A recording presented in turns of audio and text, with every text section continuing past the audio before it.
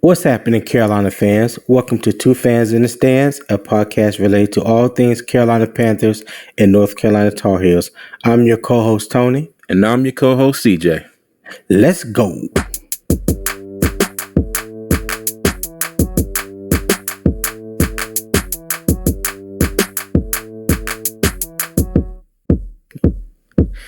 Cuzzo, what's good? How you feeling? Well, last week I was optimistic. This week I'm just a tad bit concerned.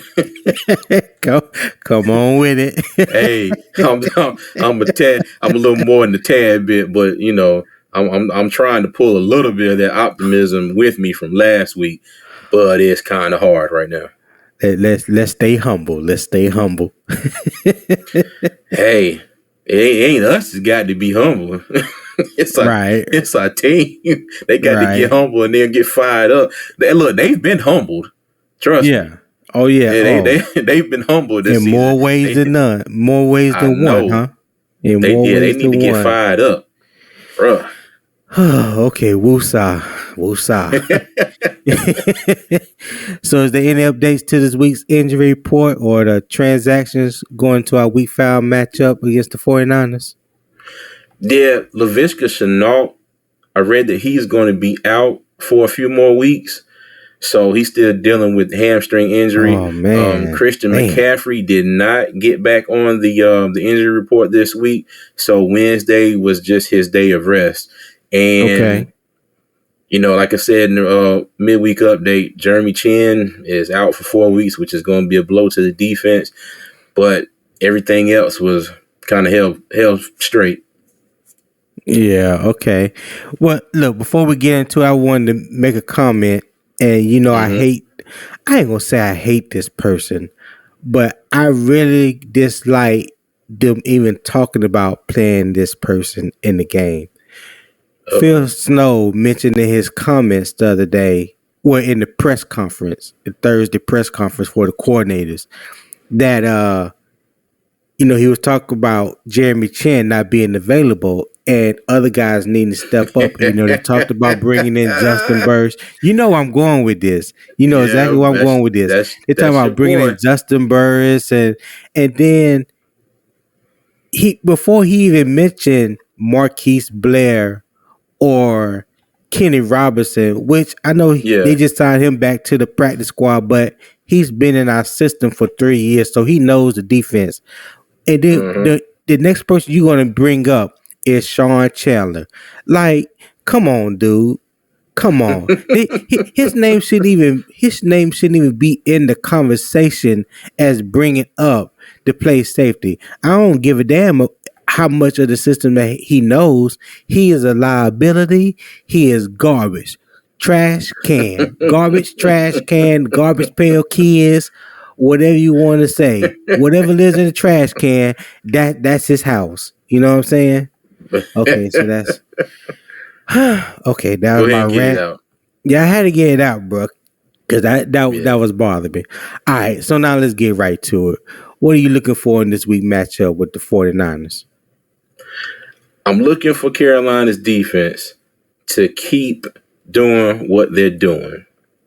Right. And it's going to be tough.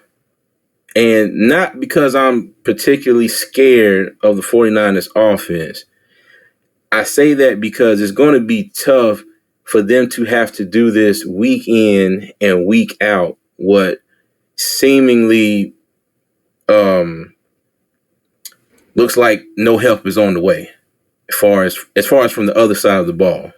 Right. I got you. So I'm hoping that they can keep this up until that help shows up. Because, God, I'm praying that it shows up. Because the defense has played well enough for the Panthers to be 4-0. Let's just go ahead and say that. Facts. And if anybody disagrees, you can kick rocks in a gravel parking lot because I don't like it. But the defense has played well enough for the Panthers to be 4-0. They really have. Yeah, you ain't never heard that. You kick rocks in the gravel parking lot. No. Oh, I'm sorry. I said it wrong. You kick rocks barefoot in a gravel parking lot. That's it. My bad. Yeah. Okay. I said that wrong. but yeah, because now you gotta respect the 49ers rushing offense, okay? It seems like whoever they put in their backfield puts in work. Whether it's Jeff Wilson, hell, even Deebo Samuel. Because they're really the lead backs that they have right now. But Jeff Wilson been a dog. Yeah, San Francisco has most of their rushing yards came in the first 2 games. Okay, right. They've rushed for under 100 yards in their past 2 games. Carolina's run defense has been decent this year, excluding Week 1 versus the Cleveland Browns. Now, after that game, whatever Phil Snow did, them tackling drills, hey, it's worked. The Panthers have the Panthers have held opposing backs to very respectable levels since Week 1. So we've got to keep that up because Jeff Wilson is he can fly. If he get out and get out open space, it's going to be a problem. Okay. Yes, he can. What I want the Panthers to do also, they've got to control the big plays. As you saw last week's game when they played the Rams, Deebo Samuel, big play. And that was really their only really big play of the game. And then you had Jeff Wilson. He had like a 20-something yard rushing touchdown in the first quarter. Okay. Right. So the offense only scored 2 touchdowns. The defense had a touchdown, and Gold had a couple field goals. So it's not like this offense is out here putting up these godly numbers. You get what I'm saying? No, I got you. I do believe that the Panthers have a shot, as far as the defense. But what they're going to have to do, they're going to have to limit the big plays, and they have got to, and I say this with everything I love dearly, they have got to shore up that zone defense, or Samuel, Ayuk, and Kittle are going to eat them alive in the middle of that field. When they fall back in that zone defense, they are going to go find the holes in that zone, turn around, sit, square up, and Garoppolo is going to eat them up. And that's my biggest thing for them. So what you're saying is you're going to need C.J. Henderson to step up and do his damn job. Basically, that's what you're saying? You know what? I need C.J. Henderson. The thing that he has done this year that has messed us up on so many times, he gets beat. And he feels like the only thing he has left to do is to reach out, grab the receiver, and pull him down. When in most cases, all he's got to do is turn around and look for the damn ball. Some of the balls are overthrown. Yeah, some of the balls are overthrown. One, like we saw versus the Cleveland Browns, he could have had a pick. No, I'm sorry. Woods had the pick. Xavier Woods was just turn around. Yeah. Xavier Woods was hot too. Yeah. He was hot after that play. I just need C.J. Henderson to realize, like, hey, if I get beat, the first thing he shouldn't think about doing is grabbing the receiver and trying to pull him down. Because on most of the plays, that receiver would not have gotten close they wouldn't have got close to the ball. So that's what I need C.J. Henderson to do. But as far as the rest of the defense, it's foot on the gas first quarter, foot on the gas second quarter, and it's like we come out third quarter, we're back in that daggone zone, and like I said, Kittle, what's the fullback name? Juszczyk, man, they gonna eat them alive. Yeah, they gonna eat them alive if they don't do something about that. They've got to shore that up. But overall, the Panthers can do it. They can do it. But they just they got to do things. They have to do the right things, right times, right situations. And it seems like they do that good for a half, and then it all falls apart later in the game. So yeah, we'll see. Yeah, I just want to see I just want to see our defense match the physical and the intensity level that their offense is going to bring, and I also want to see Brian Burns take advantage of the right tackle. I mean the left tackle, because I think that that left side of their offensive line is very suspect. They down to their third string left tackle. Third string. So we should be applying consistent pressure to that left side. Because we know Jimmy G don't do good when he get off his spot and when he gets a little nervous. So we got definitely touched need to one make time him, last week. Yeah, we definitely need to make him nervous because he can give us some balls just like Jameis Winston did. Sure can. Now, what are you looking forward to this week? Well, offensively, there's like 2 or 3 things. The first thing, I think we need to get back to running the ball. We definitely need to get CMC involved early. Preach. I've said it each week. I've said it before the season. The offense goes as CMC goes. And if you don't get him involved in the game, then you have lessened your chances to be consistent, to get anything going, and to be eventually successful. I said weeks ago he needs to touch the ball 20 to 25 times a game to have any shot. Last week he only had 8 touches all game. He had 8 rushes, 27 yards. That's not going to get it. Especially when we had the lead at halftime and the game was 10-10 going into the fourth. Yes. 13-10. So you had 3 quarters to where you could have established the run. But no, they, for whatever reason, they went away from that. I need for them to get back to that. That opens up everything else, in my opinion. And I need to see better production from the tight ends, blocking or catching, especially from Thomas. Man, listen, Linda, listen. Oh my God. Okay, let me woosah again. Let me woosah one more time. Listen, I went back and looked at some tape, right? NFL All 22. I'm not gonna say where I saw it at, but I went back and it was about an hour long, and it broke down each offensive play. And to be honest, if I'm being honest with myself,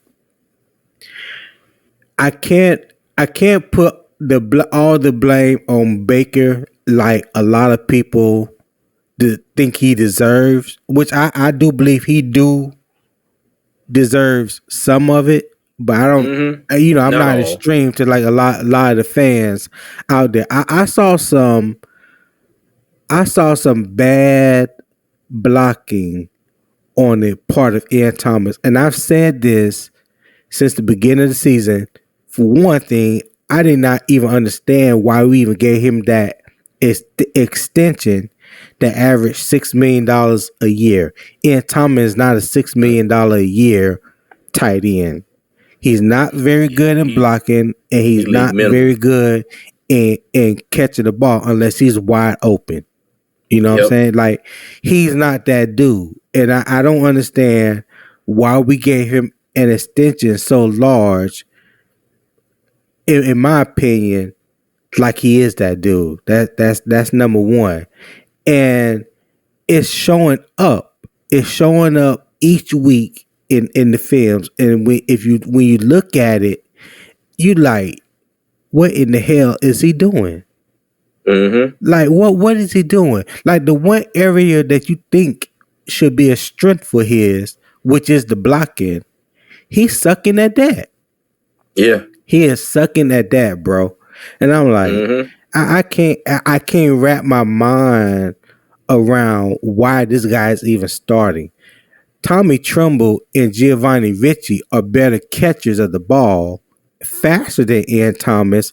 So I don't know why they don't get the looks more than Ian Thomas. I don't get it. Go ahead. I know you're gonna say something about the play calling. Go ahead. No, I won't say the play call. But if you remember some episodes back, I threw it out there. I said I believe Giovanni Ricci could be the best out of the bunch, even though he's a designated fullback.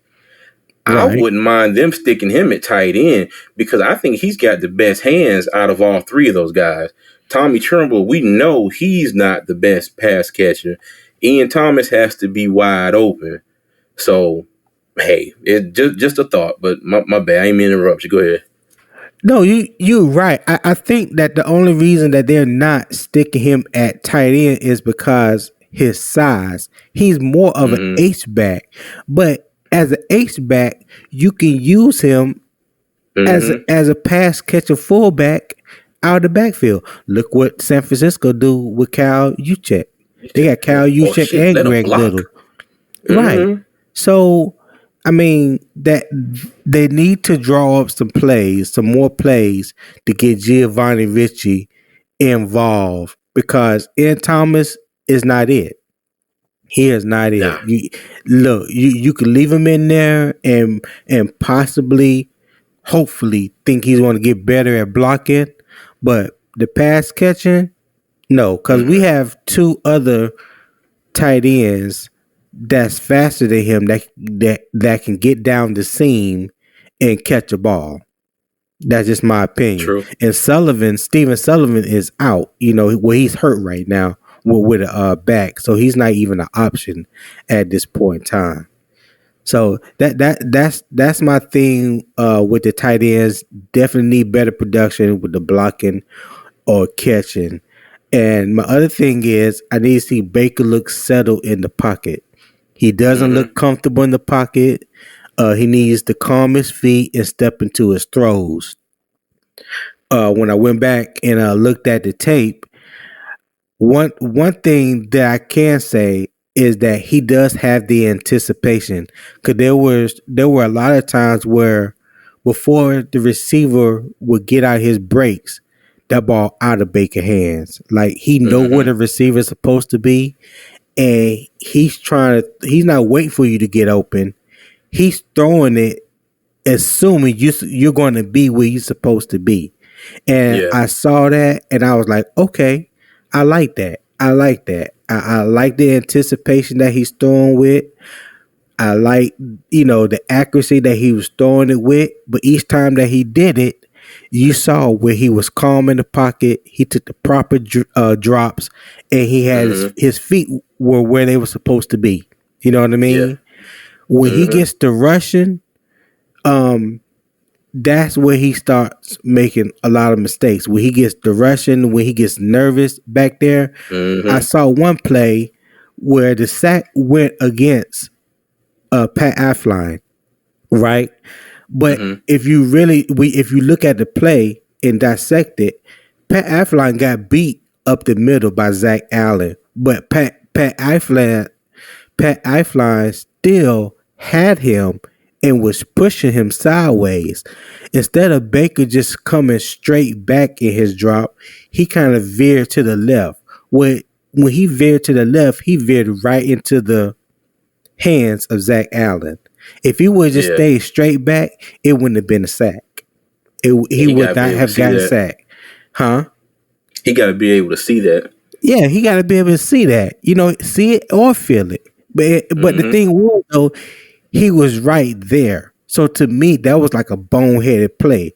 You can't miss a big 6'5", 6'6", 300-pound defensive end right there in your face. Like, come on, man. That like your peripheral is better than that. You can't see that this dude is to the left side. You looking at the backside of your center's numbers. So if I'm looking to the backside of my center number, I need to be on the side of the backside of his numbers. You start drifting to the left. Well, now you drifting right into the arms of Zach Allen, and he got sacked. So I say that because I remember him saying a few weeks ago that he needs to be better, with his steps, and that he has created some of his own pressures by drifting out of his lane. And that's exactly what he did on that play. So I hope he sees that, which I'm pretty sure he did, because it was pretty obvious. It didn't take no rocket scientist to figure out what happened. But Yeah. I hope he sees it, goes back, fix it, and get that corrected. But Oh yeah. just those three things: getting CMC the ball, get the run game going early, getting better production from the tight ends, and Baker to look settled in the pocket and get comfortable in the pocket. And I feel like, if we can progress just a little bit each and every week and eliminate the mistakes and create some long drives, because right now we're last in the league when it comes to plays per game. Like, we're only running like Sure, yeah. 53 plays per game. Like, when you running that few of plays, your margin of error each play is slim to damn near none. You know what I'm saying? Because you have to make Sure every is. play count. So I just want to see them get back to creating some long drives, eliminating some of these mistakes. And I didn't see a whole lot to make it look like it was horrendous. Like, I went into it and I was like, oh God, I'm about to see some horrendous ass plays. Really, that's what I thought. And I have to correct myself, because I know I talk about Robert Anderson is not a good blocker. Wait, okay, he's not a good blocker, but he will block.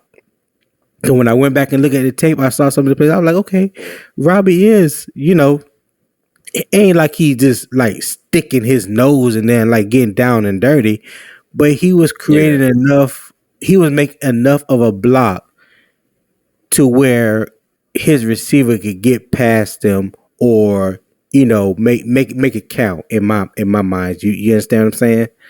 I got you. So yeah, he did that. And I also saw that one time when Deontay Foreman was in there, he had a cutback, and if he would have cut it just one step to the left and hit the hole from the backside of the play, that hole was wide open. He had a good 10 to 15 yards before he probably would have been touched.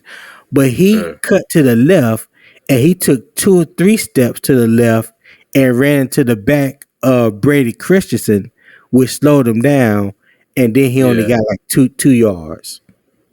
Like, Gotcha. the hole was there. The hole was there. And if he would have, I put it like this: if it was CMC that made that cut, he would have been gone. And gone. Yep.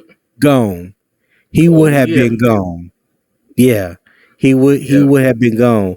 And I tell you something else. This is my last point, and I just want to point this out. Watch Taylor Moton. Frank, I believe Taylor Moton is still hurt with his right knee. Okay. In the film, he's not getting the same get off that you normally see Taylor Moton have when it comes to blocking when it comes to him blocking these defensive ends. He don't have that same get off that he normally has. I believe he's playing with an injury, or that right knee is not as strong as it should be. I think a couple weeks ago he had been wearing a brace in practice, but Yeah. I think there's something going on with Taylor Moton. But that was mentioned in the film, and when I started looking at it, I was like, he don't look like himself. You know what I'm saying? Because Hey, that's he has been getting beat and struggling too much yes. in these first 4 games. And I'm like, why all of a sudden Taylor Moton don't look like the Taylor Moton of old? But now that explains it. That explains it. That really And explains it. I was going to say that the margin of error is going to be real slim for our tackles too, because the last really good pass rusher we saw was Garrett in the first game, and now we got Right. to deal with the sack leader in in Nick Bosa. Well, it's easier to try to neutralize one player as it was trying to neutralize two when you had Myles Garrett on one side and Jadeveon Clowney on the other. And then if you put Jadeveon Clowney on the side with Myles Garrett, like, what the hell am I supposed to do? That's what I would think if I'm an offensive tackle. Like, what the hell I'm supposed to do with both of them on my side? Like, what? Yeah. I don't know. Somebody need to call timeout. We need to talk about this. Yeah. Well, let's just hope they're ready. So anything you want to add real quick before we get out of here? Nah, I just want to throw that in about the tackles because big Nick Bosa is coming. Oh, okay. So real quick, how you doing in fantasy football league? I see you got your first victory this week. Hey man, I got a W. The comeback is underway. That's all I'm gonna say. Oh my God. Okay. The comeback is underway. All right. Well, all I want to say is you saw that 200 points I put up this week, right? It was 198.3. It was not 200. Round it off. I know they taught you that in third grade. I know they taught you how to round off the numbers. If I round it down to 198, that's still not 200. Oh my God. Okay. All right. Mm-hmm. But what round this number off then? Can you round this off 4-0? I'll wait. Oh, okay. All right. Well, that would do it for us on Two Fans in the Stands Week 5 preview of the Carolina Panthers versus the San Francisco 49ers at Bank of America Stadium in Charlotte, North Carolina. Check us out after the game as we give a full game recap of the Panthers and 49ers matchup. As always, Panthers Nation, keep pounding.